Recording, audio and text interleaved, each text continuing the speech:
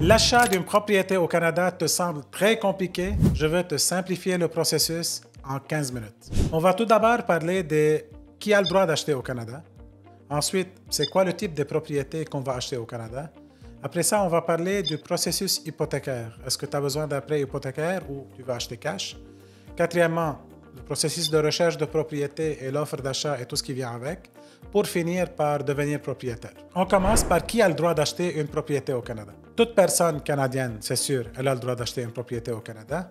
Toute personne qui a le statut de résident permanent, qui vient d'arriver au Canada avec une résidence permanente, tu as le droit d'acheter, tu as tous les droits comme un Canadien. Quelqu'un qui a un permis de travail, donc résident temporaire, permis de travail ou permis d'études, tu as le droit d'acheter au Canada. Les types de propriétés qu'on cherche, on a les propriétés résidentielles, 1 à 4 logements et même on peut aller jusqu'à 8 logements. Donc, tu veux habiter la propriété ou tu veux habiter un appartement et louer le reste. On a les multilogements, donc c'est des immeubles 4 logements et plus, jusqu'à 100 logements résidentiels pour la location. Ou bien on a l'immobilier commercial. Pourquoi je spécifie ces trois types? Car ce n'est pas la même manière de qualification, soit bancaire, ou ce n'est pas la même expertise des courtiers immobiliers, des courtiers hypothécaires pour ces trois types d'achats. Une fois qu'on a déterminé que tu as le droit d'acheter, une fois qu'on a déterminé qu'est-ce que tu vas acheter, là, il faut savoir comment acheter et c'est quoi le prêt hypothécaire. Tu as de l'argent cash, tu as un compte bancaire large et qui a assez d'argent, tu peux acheter sans aucun problème, tu n'as pas besoin des banques. Donc, c'est là que ça vient un prêt hypothécaire. C'est quoi un prêt hypothécaire? C'est un prêt que les banques vont te donner et ils vont mettre une hypothèque sur la propriété que tu es en train d'acheter pour s'assurer que leur prêt, il est garanti par la propriété. Qu'est-ce que les banques vont chercher pour te donner le prêt hypothécaire? Ils vont chercher ce qu'on appelle les 5 C du crédit. Le premier C, le cash down, le capital, la mise de fonds. Deuxième C, c'est le crédit. Troisième C, c'est le caractère. Quatrième C, les calculs. Et le cinquième C, c'est la collatérale. Premier C, la mise de fonds, le capital. Ça veut dire l'argent que tu vas sortir pour ta mise de fonds. On va voir d'où est-ce que ça vient. Est-ce que c'est de tes propres sources? Est-ce que c'est un don familial? Troisième source de mise de fonds encore, ça peut être un prêt. On a passé la mise de fonds, là on parle du crédit et caractère. Ce sont des choses qu'on parle ensemble car ça sort du bureau de crédit. Le bureau de crédit nous parle trop. Au Canada, on fait affaire avec 2 compagnies pour les bureaux de crédit, Equifax et TransUnion. Toutes les banques, à chaque mois, avec chaque relevé qu'ils vous envoient sur vos cartes de crédit ou sur vos marges de crédit ou sur ton prêt auto ou même ton téléphone, Internet, toutes ces compagnies-là qui te prêtent quelque chose, ils envoient chaque mois la facture qu'ils t'envoient à toi, ils envoient encore un sommaire au bureau de crédit pour dire que voici ce client, il est en train de bien payer ses dettes, il respecte bien ses dettes. La troisième chose, c'est le caractère, car dans le bureau de crédit, on voit un historique de 7 ans.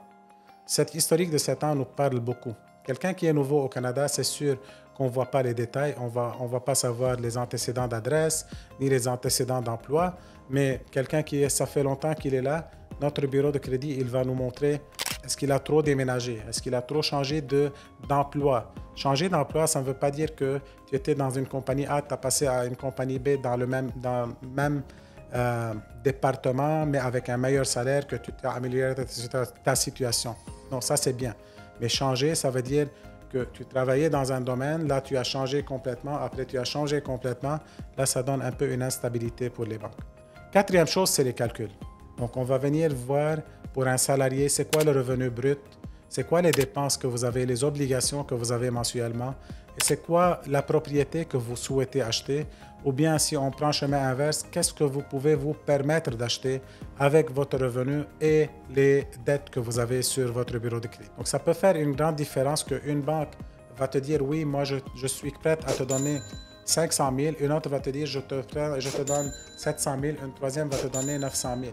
Et peut-être celle de 900 000, c'est elle qui vous donne le meilleur taux d'intérêt et les meilleures conditions.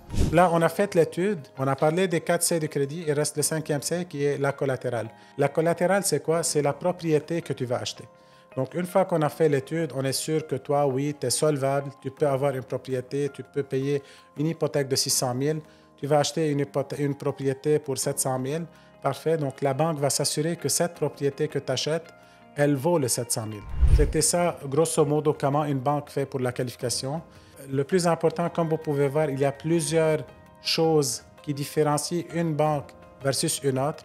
Et c'est là le rôle d'un courtier hypothécaire. Un courtier hypothécaire, il travaille avec plus que 25 institutions financières. Comme nous, on a accès à toutes les institutions financières et on sait quelle institution prend quelle sorte de revenus. Donc, si toi, ton cas, que tu as besoin de passer une hypothèque de 700 000, un courtier hypothécaire va tout simplement rapidement te dire « Ah, ton cas ne va pas se qualifier avec toutes les 22 banques. Tu as juste ces 3 banques-là avec qui ton cas va se qualifier. Voici le taux dans le A, voici le taux dans le B, voici le taux pour la banque C. » Donc là, tu vas choisir quelle banque selon le taux, selon les conditions. On est payé par les banques, donc tout le monde gagne. Si tu as besoin de faire vraiment une étude, n'hésite pas de contacter un courtier hypothécaire. Donc, on a vérifié tous ces points-là. Maintenant, tu sais pour combien tu qualifies. Disons que tu sais maintenant que tu qualifies pour 1 million et on a fait le budget ensemble et tu as vérifié que selon ton budget, tu ne veux pas dépasser le 700 000 de prix d'achat. Et là, ça vient l'étape. La 4e étape, c'est la recherche d'une propriété. Tu peux aller rechercher une propriété toi-même. Tu n'es pas obligé d'utiliser aucune personne. Sauf que nous, on conseille les premiers acheteurs spécialement, mais tout le monde, même moi, j'achète toujours avec l'aide d'un courtier immobilier. Car un courtier immobilier, tu vas lui donner la recette. Tu vas lui dire, regarde, moi, j'ai un budget de 700 000, je cherche X nombre de chambres, salle de bain, j'aimerais bien ce secteur-là à cause des enfants, à cause de ci, à cause de ça. Tu lui donnes la recette et peut-être lui, il va t'ouvrir tes yeux pour te dire, ah, il y a ce secteur, il y a ce secteur, fais attention à ci. Donc, c'est un professionnel qui va être capable de te donner de la valeur.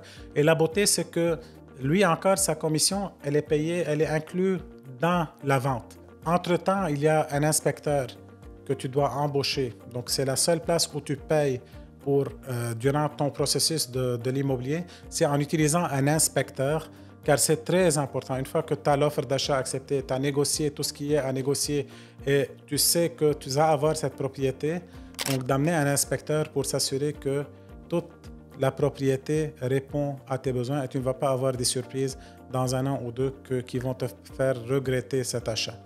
Donc, un inspecteur va t'aider dans toute cette étape-là. On est fini.